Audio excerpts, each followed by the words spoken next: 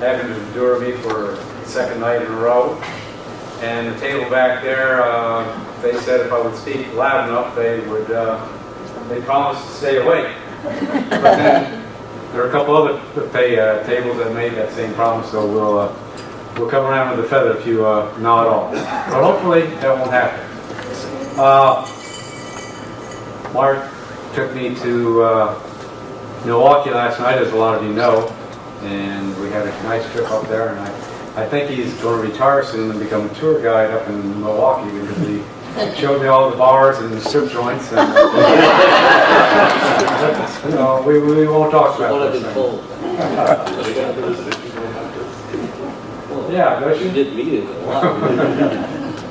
lot. Okay, so Mark did tell you a little bit about my background. Being a co-op student, I went to work at the Waterways Experiment Station, which is now called the Engineering Research and Development Center, and typical military, everything's an acronym, and it's called ERDIT. It sounds like a frog going, But anyway, it was kind of a neat place back in the mid-'60s when I went there, and they had all these little models of the Mississippi River, and models of this and that, and so when I got there, computer modeling was just starting. It was in its infancy, so all this physical stuff, and that was like playing with toys. It was great. So on weekends I would go out to the Vicksburg National Military Park, or Vicksburg Military National Park. I can never get the juxtaposition correct, but doesn't really matter. Great park, and I think, let's see a show of hands, how many of you have been there? Whoa, wow, I won't be able to lie to you tonight then. You can lie to me. Oh, gee, that's terrible. Okay, so I go on Saturdays and Sundays out to the park, and back in those days, they didn't have personal computers, which meant there wasn't a new book on the Civil War coming out every night. I mean, every day. So there were only about 3 books in the bookstore. And the one that I could afford was the 25-cent park publication. And so those of you, most of you were at the park, you know what it was like. You really need to get out of the car and walk a little bit, because it's like going from 2 dimensions to 3 dimensions. And when I moved there in '64 or '5, I can't remember, as a student, just a little aside, because I think when a lot of you were there, they had paved roads in the park. Well, they did when I was there, but it was the inner concentric ring. It was Confederate Avenue. But Union Avenue was gravel. So all the Yankee tourists thought this was a conspiracy. This is the honest truth. Just the park had never got enough funds to pave it. So a little aside there. So anyway, what I would do is I'd wander around and look at all these grand monuments. The Illinois Monument being the monument in that park, but a lot of other nice ones as well.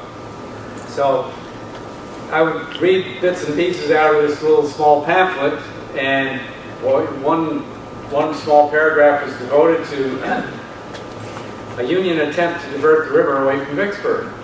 And it didn't say, it just said it failed, didn't say any more about it, and I kind of forgot about it as my life was going in other directions anyhow. And then after I finished college, I went to work permanently in Vicksburg, or at least took a job there.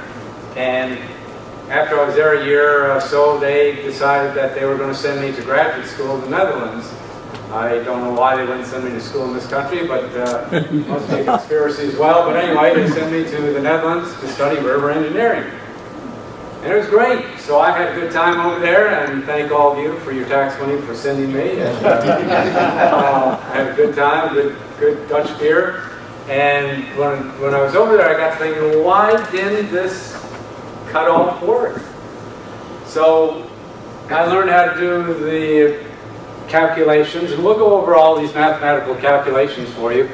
I'm sure you'll be very interested, and you'll want to pull out your pencils and paper, and we'll go through these things, and we'll grade you at the end of the night. But when I got back to Vicksburg, I decided I'd start researching this thing, And I did the calculations, and my calculations said, yeah, it could work, but under what conditions? So, am I being filmed? Oh my gosh. Okay. You can't do what you did last I would have put a fresh tie on if I knew. Okay. So I did all this research, and I went to every state archives, federal archives, every university holdings or manuscript holdings to look up any letters, any diaries that had anything written by soldiers about being associated with this digging effort. And because there wasn't really anything in print. I think Winter's book, I can't remember the name of the book, I think he had maybe 5 pages devoted to it. And that, at that time, that was the most devoted to it. So I did the research and came out with this great big 300-page book, and that was shot down pretty rudely by the potential publishers. Then I went to Panama for 6 years, and I came back, and I'd written an article, and all of you get this, I'm sure, military engineer, and also world dredging, and I article spoke about this effort. And when I came back to Panama, the park had bought that land, and I figured, well, gee, I better finish this book. Somebody else will, otherwise somebody else will. So I did, and it was kind of neat because one of the guys in the history division at the Corps of Engineers, he was vice president of a publishing company, and they liked what I wrote, and they published it, and so it worked out kind of neat. So that gives you kind of the background. So one of the other things that always fascinated me when I was a kid is that time machines. And I always thought, gee, wouldn't it be great to go back in time and really see how things were? Smells might have been a little bad, but the food might have been bad, but it would have been kind of fun to go back there. So what I've done is I've invented that, brought it here with me, and we're all going to try it out tonight. So this young lady looks like she's ready to go. Are you ready? Okay. Well, let's see if we can operate this thing. You know, what I want to do before we do anything, Bruce, can we see if we can put the icons, can we put the mouse on that little thing and see what happens? Double click. Okay, it's not there. All right. Oh, well, I had heard a long time ago that Elvis Presley died, but I really didn't believe it because I heard him on the radio today. So what we had here is he was going to sing on this first part of our trip. He was going to sing the American Trilogy, and if you don't remember what that song was, it was actually a combination of 3 songs. It starts out with Dixie, goes into the Battle Hymn of the Republic, and then a third thing. But anyway, we missed it. The guy, I guess, really did die. So let's just go on with this thing here. Grant's Canal, when did it work? So that's the theme here. I want you to think about this. And at the end, when we come back to our trip, we'll talk about it and see what we think. Wow. Grant's Canal. How many times do we have to say this? We're good at work. This is going to be, I'm just going to repeat this over and over and over.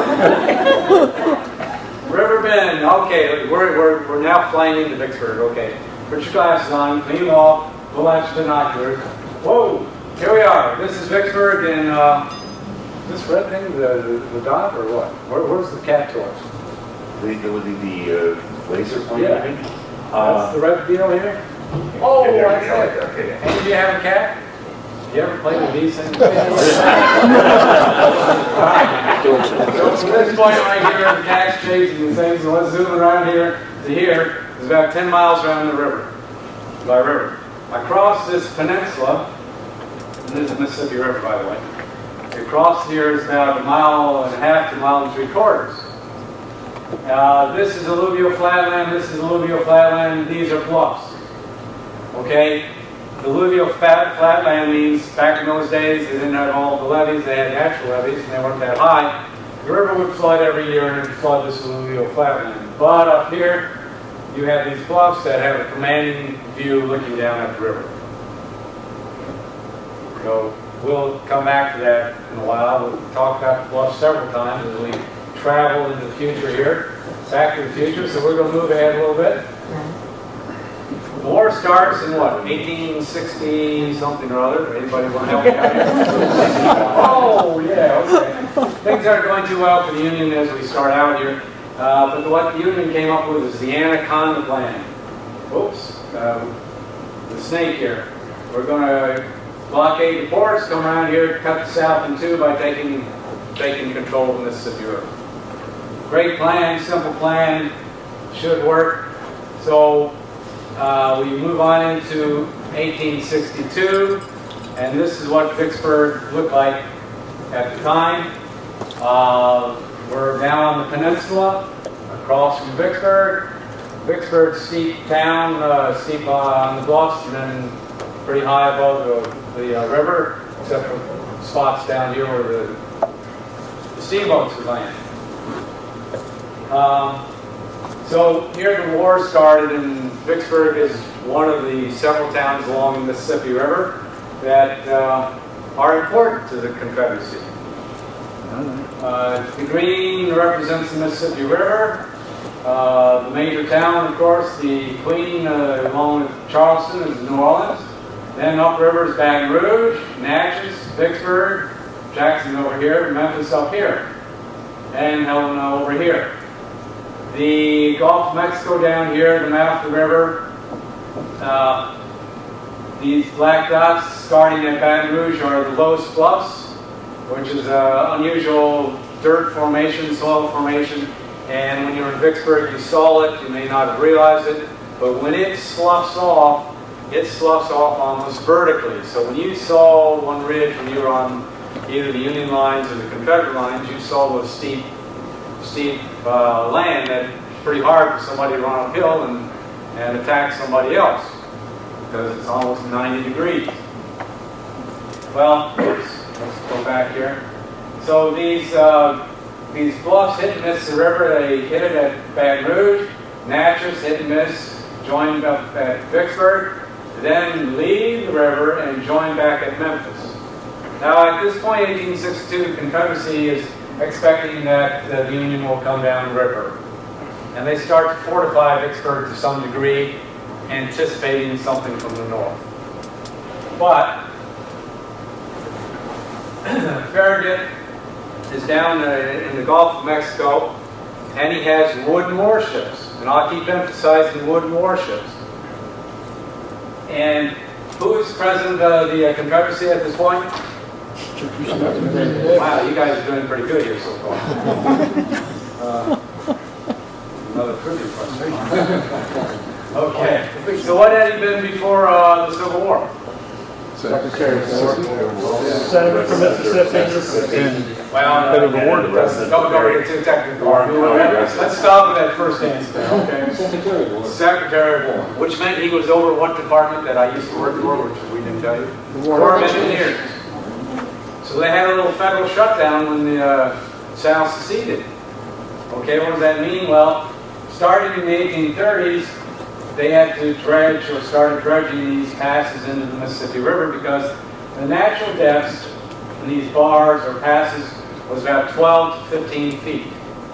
Once you got inside there were depths over 100 feet. But it was getting into and out of here. Actually, founding New Orleans was delayed because by the French in the early 1700s because it was so shallow. And they even sent a dredge, but the guy that operated the dredge, or was to operate it, died on the voyage over. Well, anyway, so Confederacy thought this is great because natural defense. Farragut can't get in here because of these bars. Well, after fooling around there for a while, he was able to get all but about 3 of his vessels in, towing some of them across the bar, and then they started heading upriver. Well, to get to New Orleans, which is about 100 miles upriver, they had to pass 2 forts and a fleet, a ragtag fleet, Confederate fleet, and a chain across the river, or some sort of obstruction. So they, federal fleet under Farragut starts going upriver, and one of the Confederate vessels that they had to contend with is this ram, and that's what it looked like. Manassas. And here's Farragut's, one of Farragut's wooden warships, and these are Naval Academy graduates. And they're nice woolies. Get a closer view here. So they get up to those two forts, they have a little battle, and this is what people think it looked like. And as you probably know, Farragut prevails, and he moves up river to New Orleans. Now New Orleans, there's the fair-haired boy. So he's gotten in the river, and he gets up to New Orleans. That's, what's his name, Farragut, what was his title then? Admiral? No. Flag officer. Okay. 100 miles up the river from the Gulf. Look at that. Without any river pilots, because they were all Confederates, right? River's high, and it's late April of 1862. Well, because the river's high, how many have been to New Orleans? New Orleans is great because, you know, most people would die or kill for waterfront or water-view property. Well, New Orleans is so great now that you can't see the water unless you're in the high-rise, because you're inside this bowl. Well, those levees weren't so high back then as they are when you go down to the French Quarter and wherever else you go in New Orleans. So when during the high water, when the river was high, his guns looked down at the city. So he decided to pull out the pen, write the mayor a letter, and he wrote to the mayor. Shall we do that again tonight? No, we won't do that. Mr. Mayor, if you're a prudent man, you would surrender. And the mayor is looking down the barrel of one of these cannons, and he says, well, I guess I'm a prudent man, and yes, I surrender, and I surrender without firing a shot.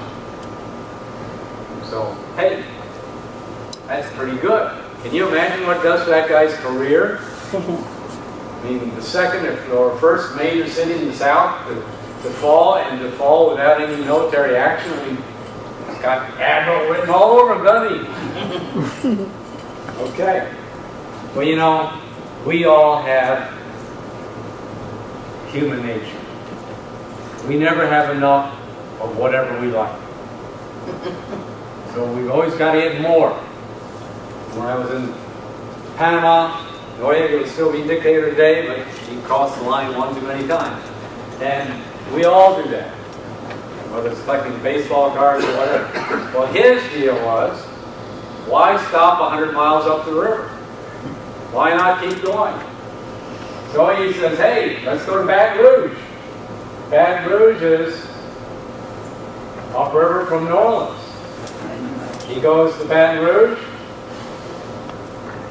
He's now 230 miles upriver. May 8th. Oh, let's not get too fast here. He decides to write the mayor a letter. I do a lot of repeating, don't I? So he says, Mr. Mayor, if you were a prudent person, would you surrender to me? And what does the mayor say? Good idea. Good idea. Oh, wow. Well, I don't know if those were exact words, but it's something like that. Well, he did it. So, wow. Well, why stop here? Let's keep going. Natchez, Mississippi. Where's Natchez? Well, it's above Baton Rouge. So, how far above? 360 miles. May 13th. Ooh. How do we get to Vicksburg? Turn that machine around. All right, so here we are in a time machine. We're in May. He pulls out his pen again. This town is really getting old. And writes another letter. We know we're falling and bouncing red ball now. We've got the drill. He writes a letter. The town surrenders without a shot. Okay. Well, and we know this drill too. Why stop here? Let's go to Vicksburg. Well, where's Vicksburg? Oh, you know what we forgot to tell you on that map earlier? We'll tell it to you now. These red lines are the railroads. In the Confederacy, there are only 3 railroads that ventured across the Mississippi. One was at New Orleans. It went to what is now Morgan City. That's blockaded. One at Memphis, didn't go too far, and one at Vicksburg. Now, the important thing, well, let's back up. You have this river, which in this time in history, a lot of your conveyance, major conveyance of commodities and armament and people was by water. Roads weren't too good down here. Now there were some railroads. So here, what's the real estate cliche?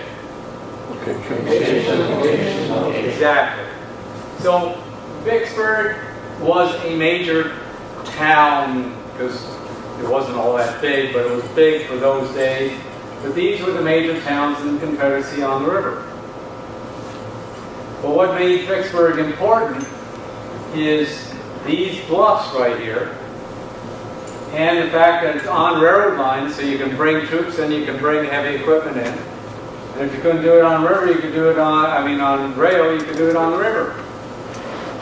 And so it was also an opening to the west, cattle and other supplies that they might need, bringing in from Texas and so forth. So he goes to Vicksburg, 430 miles above the Gulf, river miles. May 18th, 1862. Wooden warships. We mentioned that before, didn't we? So he pulls out his pen, writes the mayor a letter. What does the mayor say? So like, not no, but hell no. Okay?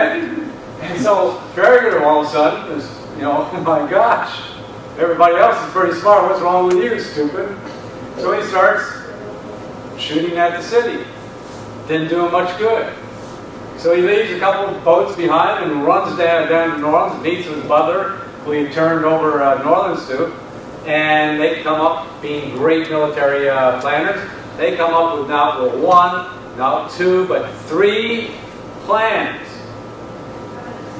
And they go back to Vicksburg.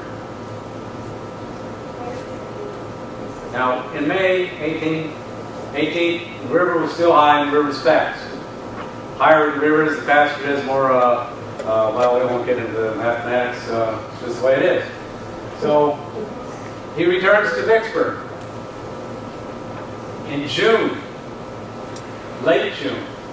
The river's lower. But he has the 3 plans. 1, he's going to flatten the city. 2, I was told I misspelled this, he's going to duel with the batteries there.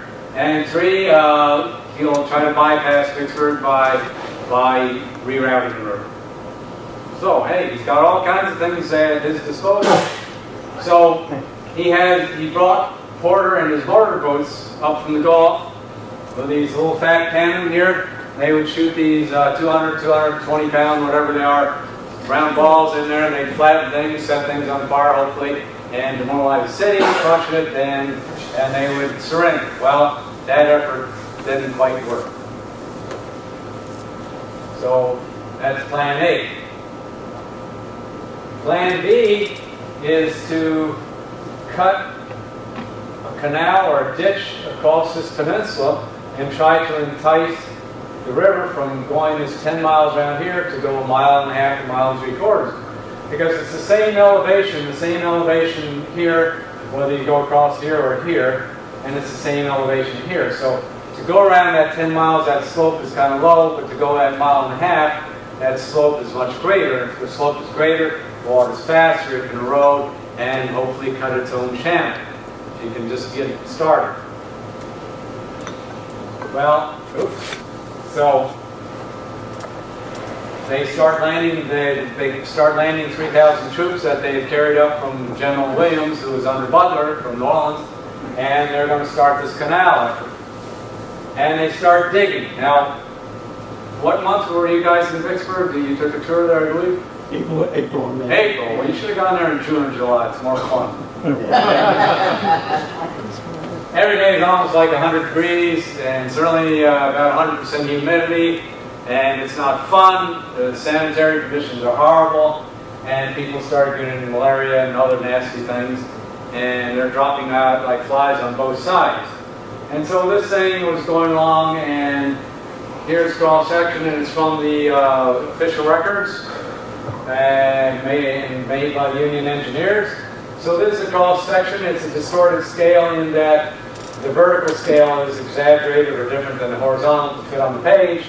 But the upstream side here, a couple natural levees, because each time the river would flood, the heavy sands would fall out first, and they just kind of build up a natural levee along the side of the river. And that's how New Orleans was founded. It was French quarters behind the higher area where it would flood, and thus the French Quarter, if you're ever down there and it's flooding, go to the French Quarter, because despite all the booze that's running in the street, that's the highest ground in New Orleans. So this is slicing down that peninsula, and here's the railroad embankment, the natural levees, and the upstream part of the river goes on around and comes on down here.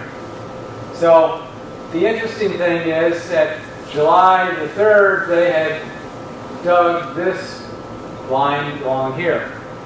Now, I don't know what they ate, or where they stole the bulldozer, or what they did, but according to the union engineers, this is where they were on July the 4th. I mean, that's a pretty big advancement in one day versus what took them several days to get to here. But we have another trivia question for you. What side was the Mississippi River on? You have a 50-50 chance on this one. So. Anybody want to hazard a guess? The left side, no. The Confederacy or the Union? Come on, someone take a chance. All right, okay. Well, that's right, because you can't see that this well, or at least I can't. Maybe you can. But the river elevation on June the 28th is right here, and on July the 3rd, July the 3rd, it's right here. So the river is dropping faster than they can dig. And the people working on it dropping about as fast as the river is dropping. So this thing is now throwing the cannonball into the city isn't working. The digging isn't working. But the Union does have control of the Mississippi River from the mouth up to Vicksburg. And where are these people that were supposed to come downriver? Well, lo and behold, in late June, they finally made it.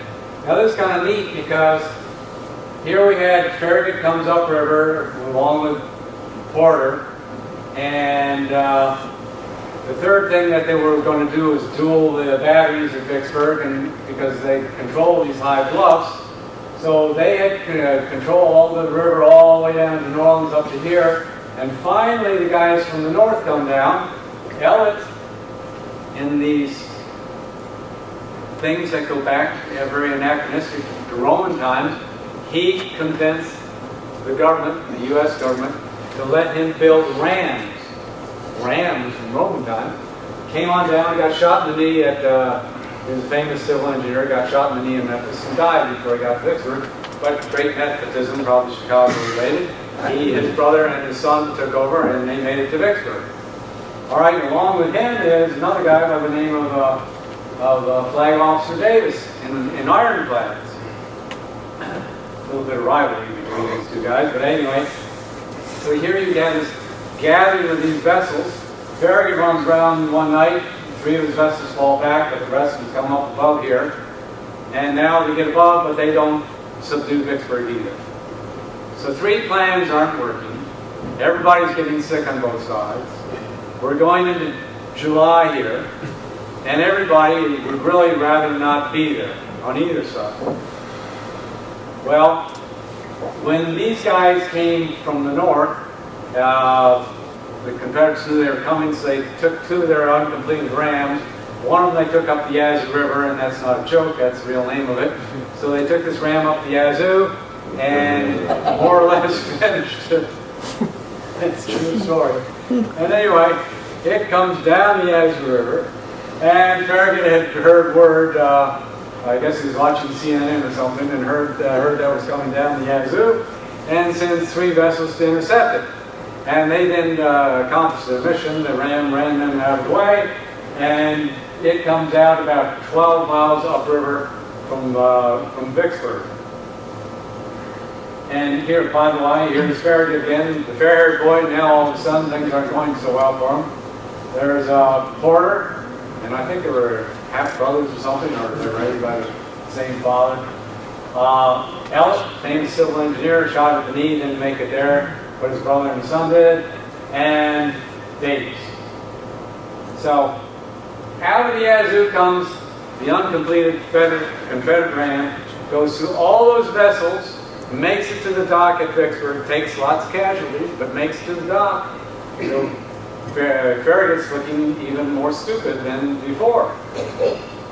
Or inept, whatever. So,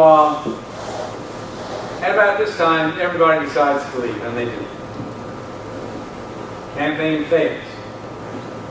So now, the Union gives up a couple mile stretch of the Mississippi River. It's open again. People can go back and forth, up and down a little bit. And so this campaign failed. Well, then, now a little river hydraulics here. What I did, these are the stages, means the height of the river over the course of a 5-year period, 1961, 1961, 2, 3, 4, and 5, just so you see this repeating pattern. In the winter, late winter, the river's kind of high, gets higher, then drops down, and summer gets real low in late summer and fall, and then repeats this pattern. And so over the course of the year, the rise and fall of the river at Vicksburg is about 48 feet. It's pretty steep.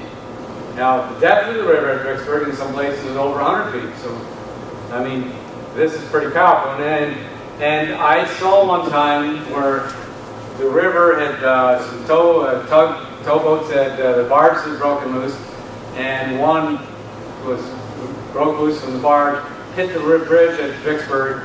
The current turned it up on its side and wrapped it around the pier like a piece of tinfoil. That shows you the strength of that river. That was steel.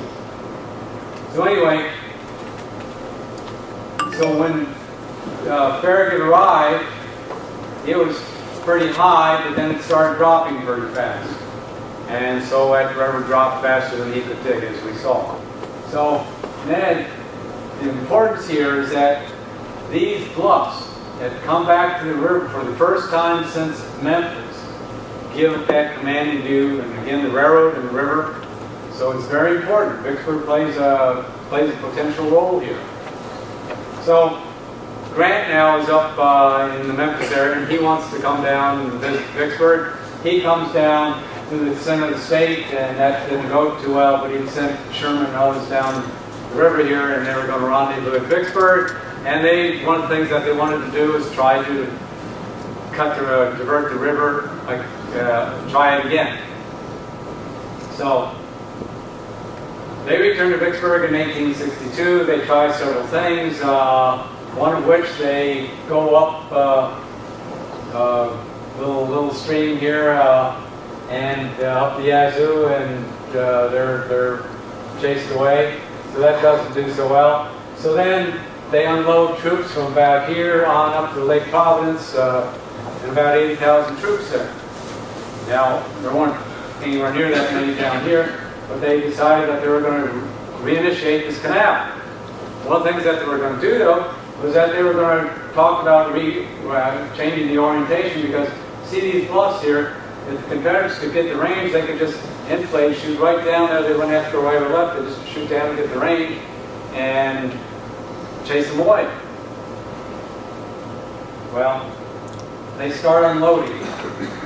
And here's that idea again. They're going to change that orientation. Well, they start unloading in January. The river again is quite high.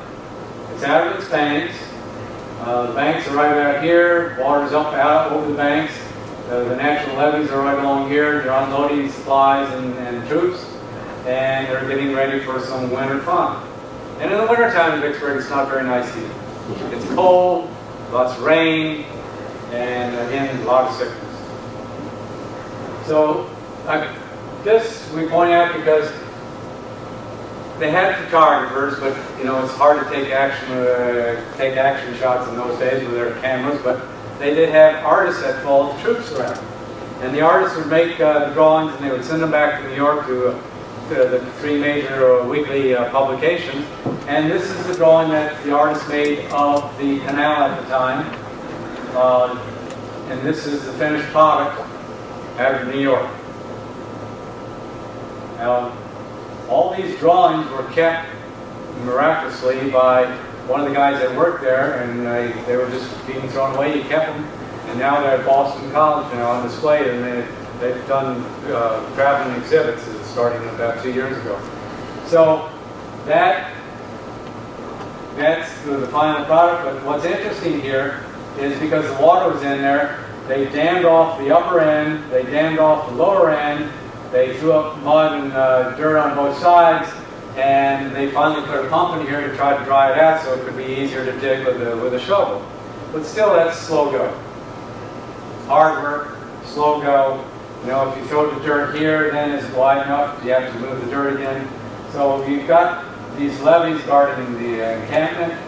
You've got this dam here, and the river's starting to rise about a foot a day. So what's going on now? Well, they send Colonel Bissell to St. Louis in late January to bring some dredges and some equipment to Vicksburg and to work on this canal. Now, I guess he either couldn't read or didn't have his hearing aid, because apparently he thought women and whiskey was what he was supposed to go after. We found them, but we didn't see him for 6 weeks. Well, there's a handsome devil. He was having a good time in St. Louis.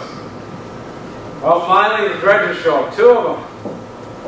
And about the time they get there, the upper dam that we showed you, the river rises so high that it knocks it down, rushes down that canal, but then knocked down the lower one. But it did wipe out the levees on both sides, floods out the camps, and the troops have to leave.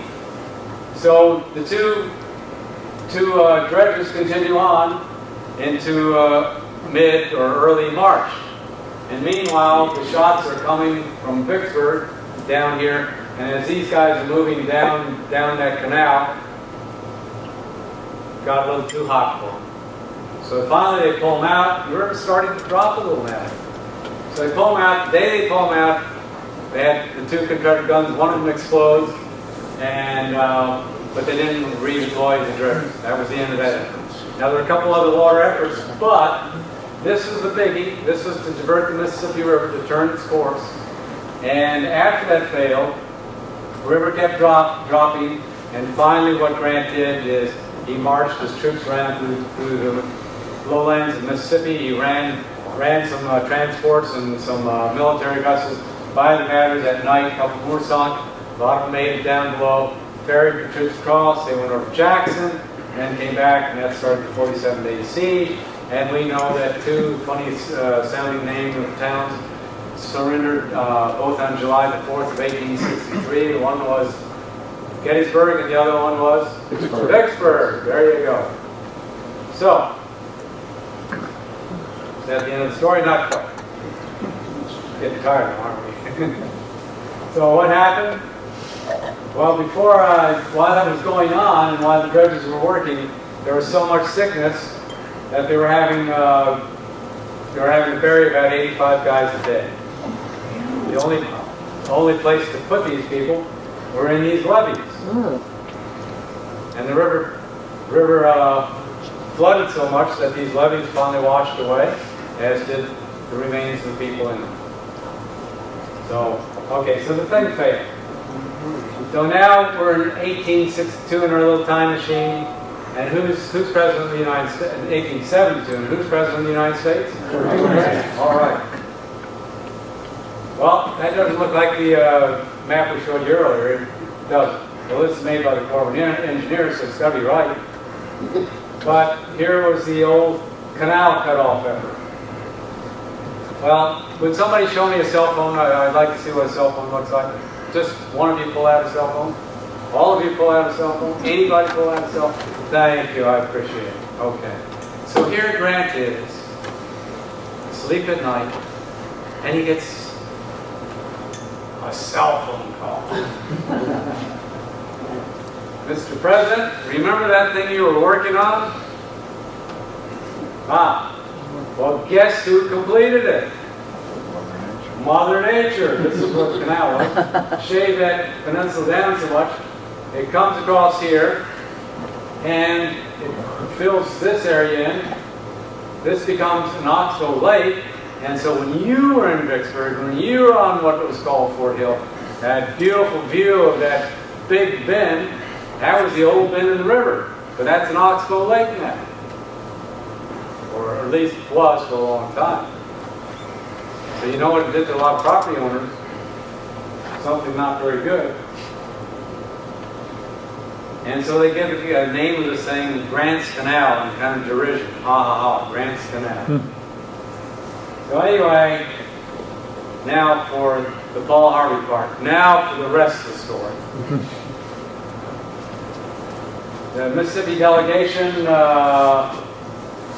prevailed upon the federal agency, the Corps of Engineers, to take the Yazoo River, divert, cut a canal through here through the swamp, over to Centennial Lake, 1876, Centennial, and cut through here and put Vicksburg back on flowing water. So when you were in Vicksburg, if you were downtown, you saw flowing water at all, that was the Yazoo Diversionary Canal, and not the Mississippi River. So in south of town, you went over to Grant's Canal, you did cross the Mississippi River.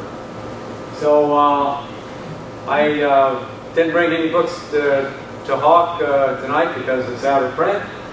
But if you want to read more, you can get it through the library or eBay or Amazon or someplace maybe. It's not a very big book, about 100 pages, if that. But since I worked in New Orleans for 4.5 years after Katrina, working on the levee rebuild, I have a book that's actually being released this month. So I do want to promote it. And if you ever get around to it, it's called New Orleans Hurricanes from the Start. So now, so much for the shameless promotion here. And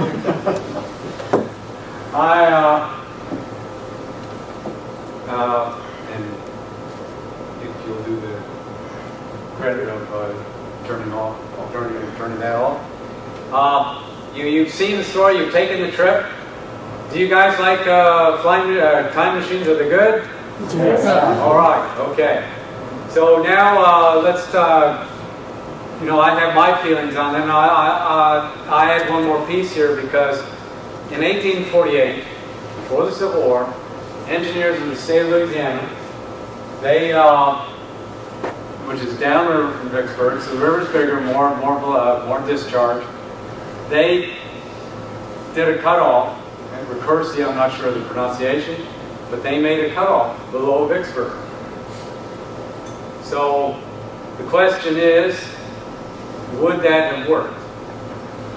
And so if you have any questions or if you want to discuss it, I'm here. Otherwise, hey, it's time to hit the bars and have a good time.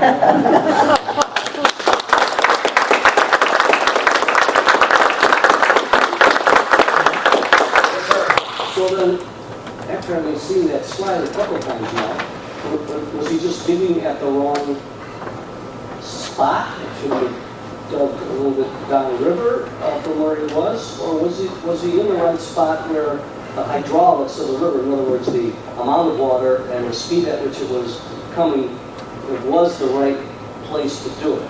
Mark wants to know if he was digging at the right place. And he and I reversed that question for 2 hours last night. I still didn't get it right. No, it's a good question. It's a great question, actually. If you saw that the peninsula was shaved more down towards the point than downstream from where the canal was. Now, two competing things there. Where the canal location was, there was a greater difference in elevation between the upstream and downstream part of that canal effort, where the river is constantly going down, so if you were finally shaved through, that difference between those two spots elevation-wise was less. But then too, so is the distance between those points. So you could argue it either way, but they were in a good location. I maintain that had they had the dredges there in time during high water, had the proper cross section where you've got enough flow to get enough velocity, it would have eroded the soil there and cut on through. Now, there's two things that are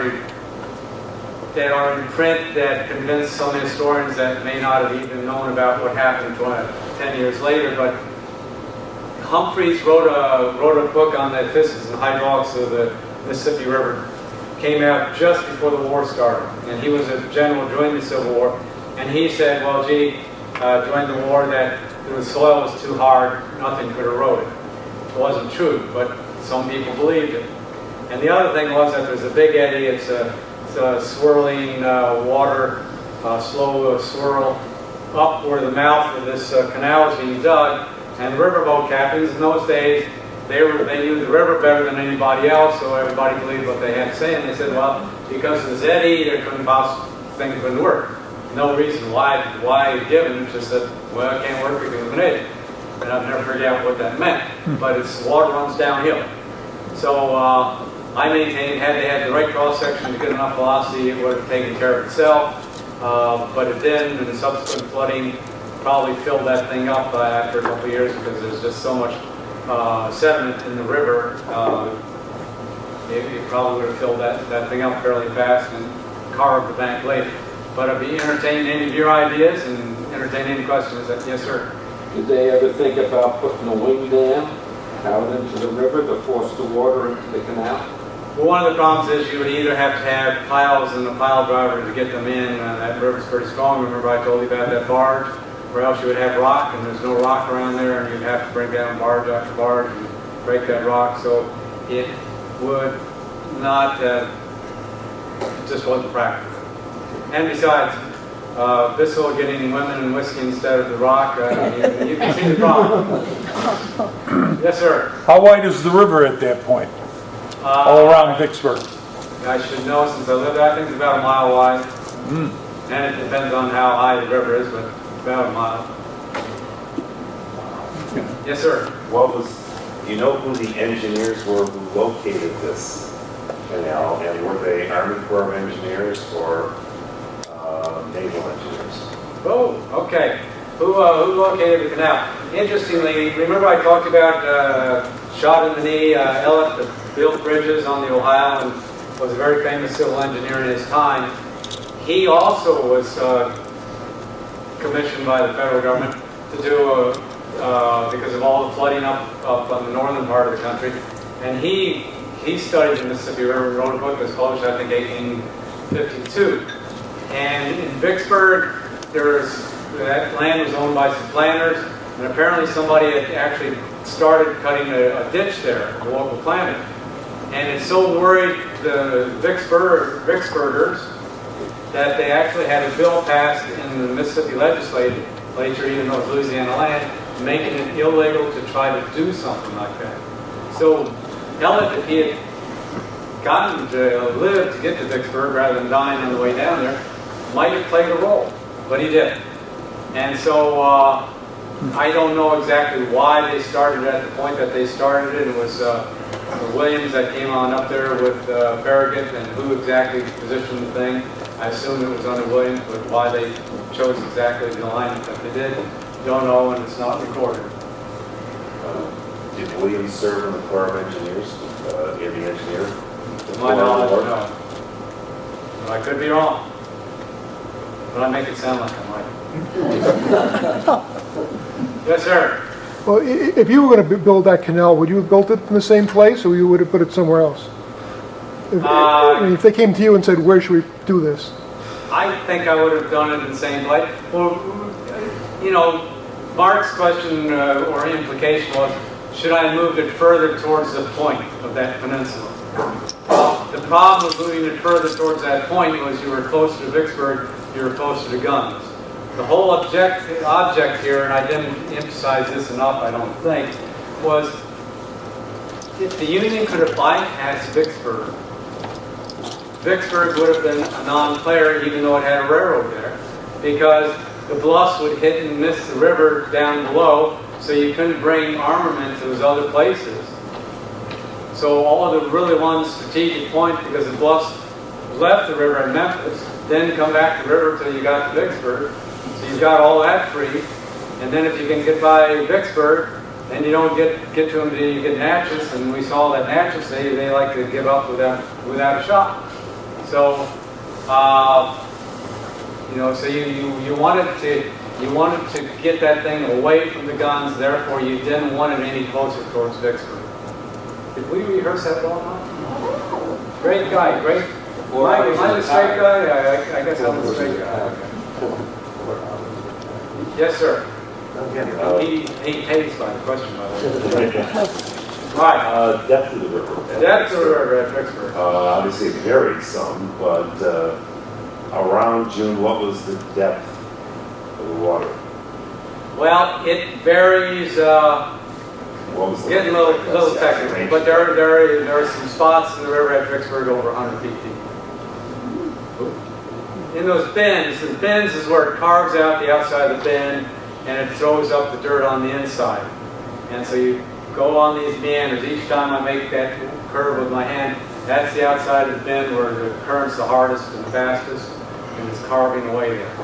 So those are deep spots, and then as it changes to the side, it's shallowest in general as it changes from the orientation of going to that side to cross. That's called a crossing, because it crosses back over to go this way. So in the bends itself is the deepest part, basically in between these bends, and they're normally about 10 miles apart. It's the shallowest, but still more than plenty deep enough for vessels in those days. Yes, sir. So if it's that deep, Vicksburg, how deep is it down near New Orleans? There's spots over 150 feet. And then you mentioned, the boats, the seagoing vessels getting up to the mouth. And we did talk about this last night. I know it's a bit of a problem getting over what are in fact bars way out in the Gulf there at the mouths. But is that where Farragut's fleet came up, or did they find a pass someplace up, further upriver? No, they came in through those what they call the passes down at the mouth of the river. And it's that shallow, you mentioned 12 feet. That is. Is that because all the sediments being... Yeah, basically a lot of it's what they call suspended sediment. You see that when you see rain runoff, you see everything becomes muddy plume. But what you don't see on the bottom of these things is like a bulldozer on the bottom of the river, and it's just shoving everything down to the mouth of the river, and then it drops off, and because it hits this big, here's this little, well, Mississippi isn't a little thing, but compared to the Gulf, it's little. It hits the Gulf, and the Gulf is basically still, so it loses all its velocity, and all this dirt just dumps on down. That's why, because they keep pushing that out and putting those jetties out there. Now when it drops out, it's basically out of the sediment budget, and that's why a lot of the, not the only reason, but why a lot of the marshes in Louisiana are 24 square miles a year is eroding away, because this stuff doesn't go back into suspension and go along the coast where it would normally go. It's not being deposited, in other words, on the Shallow sides. right. It's going way on down and out of budget, so to speak. Yes, sir. I remember reading about an attempt by somebody, presumably the Navy, to get the ships, the side-wheelers especially, paddle boats, churning so they could actually sort of pump some of the river water into the canal. And everybody sort of laughed at that. Was that a practical plan, or was that just desperation? That was desperation, and they did do that, and I forgot to mention it. And also, people said that it's also in print that Grant was just trying to keep his people busy there. Well, he had 80-some thousand troops at his disposal, not 80,000 were Vicksburg working on that canal, only about 3,000. So, you can take that argument any way you want to, but also there are recordings. Grant was very optimistic one day, pessimistic the next, and went like a yo-yo up and down. Lincoln was kind of optimistic a little bit for the thing. And so it depends on what page or what day you read their writings on. So these people believe that they could do it, at least at some point, and it didn't work. And so it's all hypothetical now, and But obviously the thing did work later on. Yes, sir. Well, you mentioned how Lincoln was enthusiastic about this. Is there any evidence that he promoted it, maybe to the point they feel they had to keep it up? I don't know that he put any pressure, and I can't remember. I did all this research back in the 70s, so I've forgotten a lot. The book came out in the 90s, so I'm sorry I've forgotten some things. I do know that he wrote about it. I don't know whether that conveyed any pressure or not. You know, when you're a couple or 1,500 miles away from the bluffs, you can interpret what he says any number of ways. We all know how that goes. Well, you guys have been great. You've stayed awake, so I appreciate that, and thanks for having me.